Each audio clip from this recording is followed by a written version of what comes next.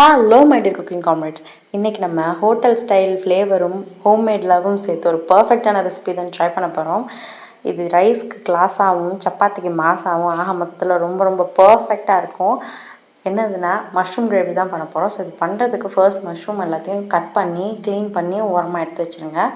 இன்னொரு பாத்திரத்தில் கொஞ்சமாக ஆயில் சேர்த்துட்டு சோம்பு, சீரகம், மிளகு 3ம் சேர்த்து லேசாக வெடித்ததுக்கப்புறமா ஒரு மீடியம் சைஸ் பல்லாரி நீல வாக்கில் கட் பண்ணிவிட்டு ஒரு 10 போல் சின்ன வெங்காயத்தையும் நீல வாக்கில் கட் பண்ணி ரெண்டையும் வதக்கிக்கோங்க. அதுக்கப்புறமா ஒரு பச்சை மிளகாவையும் நீல வாக்கில் கீறிட்டு சேர்த்துக்கோங்க. அதுக்கப்புறம் இஞ்சி பூண்டு பேஸ்ட் சேர்த்து நல்லா பச்சை வாடை போக வறுத்து விட்டதுக்கப்புறமா ஒரு பெரிய சைஸ் தக்காளியையும் நீல வாக்கில் கட் பண்ணி அதையும் சேர்த்து நல்லா ஸ்மாஷியாக வதக்கிக்கோங்க. Then comes to the masala part. ஒரு ஸ்பூன் அளவுக்கு மிளகாய்த்தூள் உங்கள் காரத்துக்கு தகுந்தாப்பில் சேர்த்துக்கலாம். அதுக்கப்புறமா மிளகாய் தூள் சேர்த்ததுக்கப்புறம் மஞ்சத்தூள், உப்பு, கரம் மசாலா எல்லாமே சேர்த்து நல்லா மிக்ஸ் பண்ணி விட்டுட்டு மஷ்ரூமையும் சேர்த்து தண்ணி விட வேண்டாம். நல்லா மிக்ஸ் பண்ணி மட்டும் லிட் போட்டு க்ளோஸ் பண்ணிடுங்க. மஷ்ரூம்லேருந்தே தண்ணி விடும். விட்டதுக்கப்புறமா அந்த மஷ்ரூமோட குவான்டிட்டி ரெடியூஸ் ஆகிருக்கும். இந்த ஸ்டேஜில் உங்களுக்கு ரைஸ்க்கு வேணும்னா எக்ஸ்ட்ரா தண்ணி ஊற்றிக்கோங்க. சப்பாத்திக்குன்னா கொஞ்சம் தண்ணி கம்மியாக விடுங்க.